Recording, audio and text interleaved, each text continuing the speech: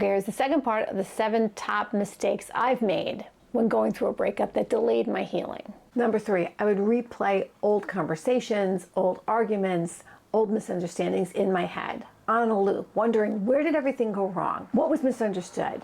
What could I have done differently? What could I have done to make this relationship work? So I'd reread the text chain, I'd think about what could have been misconstrued, and then I'd want to contact them because I'd want to kind of go over it to see if I could fix things. But the relationship was dead.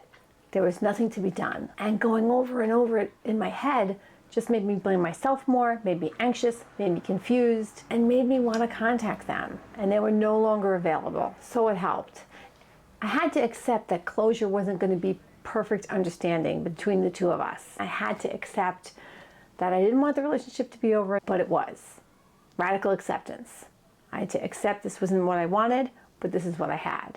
I had to decide to let it go. Number 4, the good times became romanticized. I would look back on the past and only see the fun we had together, vacations we went on, when things were really going well. And I would highlight those in my head as proof that we were meant to be together. And in my head, I edited out all the problems, all the arguments, all the blocks that were in the way, and just looked at the best moments. I remembered the chemistry, the highs, the banter, the fun, but I forgot about the time when my needs weren't being met, when I felt unsure, when I felt anxious, when the other person wasn't there for me. And my mind turned the relationship and turned them into someone they weren't.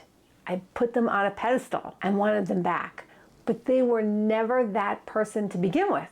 I had built them up in my head into more than they were. What helped here? Well, it was writing down every moment that I felt ignored, belittled, treated poorly, when I was let down, when I felt abandoned. I had to remind myself that things weren't perfect. I had to remind myself of the bad times, which wasn't easy because you like to look at the good times. You want to remember the good things. But after a breakup, if you really find yourself clinging on to the memory of this other person, you have to be straight up with yourself and remind yourself of what wasn't working, what made the relationship impossible. You need to remember so you have the full picture in your head. And that can make it easier to move on. Okay, I'm running out of time, so I'm going to do the rest in another video.